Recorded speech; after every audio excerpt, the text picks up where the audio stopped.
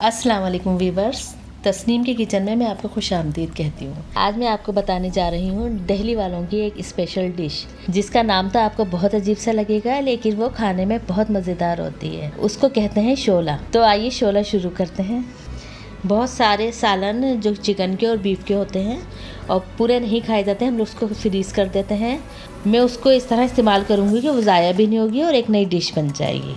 ये कौरमा मैंने चिकन का पकाया था, इसमें से बहुत सारा बच गया था तो मैंने फ्रीज़ कर दिया था। तो फिर मैं आज उसका शोला पका रही हूँ। ये मैंने 3 पाव पालक लिया है, उसमें 1 पाव चावल और 1 पाव मूंग की छिलकों की दाल ली है और 1 खाने का चमचा लहसुन।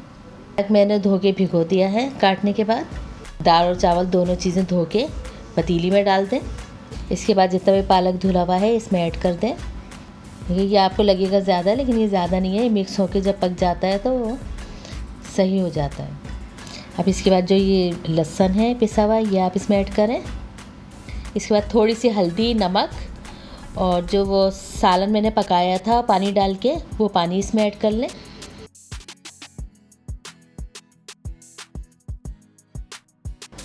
और उसके छोटे छोटे पीस कर लिए थे, जो बोटियाँ थी, तो वो सब इसके अंदर ऐड कर लें और बहुत सारा पानी डाल के इसको चूल्हे पे रख दें। पानी बहुत ज़्यादा डलेगा, इसलिए कि हल्की आंच पे पकता रहता है। ये देखिए मैंने इतना पानी डाल लिया है। ये बड़ी पतीली ली थी, जैसे आप चावल पकाती हैं बड़ी पतीली में, इस तरह। और उसमें बहुत सारा पानी डालें और हस्बे ज़ायक़ा नमक डाल लें। इसी के नमक पहले सालन में भी होगा और इस वजह से थोड़ा कम डलेगा, वो बाद में चख के डाल सकती हैं आप।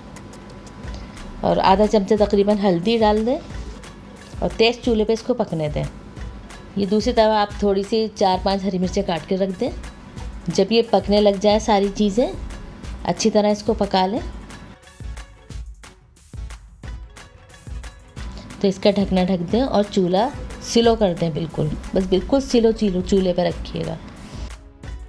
देखिए बिल्कुल स्लो चूल्हे पे रखने के बाद तकरीबन इसको 1 घंटा पकने दें, वक्फे वक्फे से देखती रहें। उसके बाद ढकना उठा के देखें।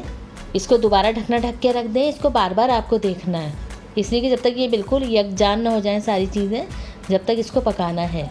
जब आपको लगे कि ये बिल्कुल मिक्स हो गया है और इसको अब घुटाई की ज़रूरत है सिर्फ, तो फिर इसमें घुटाई कर लें।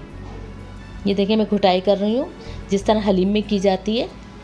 इसको हलीम की तरह ही घुटाई करना है कि ताकि सारा उसका रेशा, पालक, दाल चावल जो कुछ भी है वो सब बिल्कुल मिक्स हो जाएं और हलीम की तरह घुटाई हो जाती है इसमें, और मज़ा भी हलीम की तरह ही होता है। ये देखें बिल्कुल तैयार होने के बाद, घोटने के बाद इसकी ये शक्ल आ गई। इसमें थोड़ी सी जो मैंने हरी मिर्चें काट के रखी थी वो डाल दी और चमचे से अच्छी तरह चला के इसको दम पे ही रहने दें। और आपको अगर और घुटाई की ज़रूरत महसूस हो तो आप कर सकती हैं। अब उसके बाद थोड़ी सी बारीक प्याज काट के फ्राई पैन में बघार तैयार करें। आधा कप घी डाल दें। प्याज का बघार जब बिल्कुल तैयार हो जाए तो वो आप इसमें ऐड कर दें और बघार डालने के बाद ढकना 1 मिनट के लिए बंद कर दीजिए, ताकि उसकी खुशबू बाहर ना निकले। ये देखें हमारे शोला तैयार है। इसके साथ जो है इमली की चटनी, हरा धनिया, हरी मिर्चों वाली और सलाद, नींबू, इन सब के साथ आप खाएंगे तो आपको बहुत मज़े का लगेगा। बिल्कुल हलीम का टेस्ट आता है इसमें, और ये आप बना के ज़रूर देखिएगा और फिर बताइएगा भी ज़रूर। उम्मीद है आपको ये नई डिश ज़रूर पसंद आई होगी और फिर मिलती हूँ अगली वीडियो के साथ। अल्लाह हाफिज़।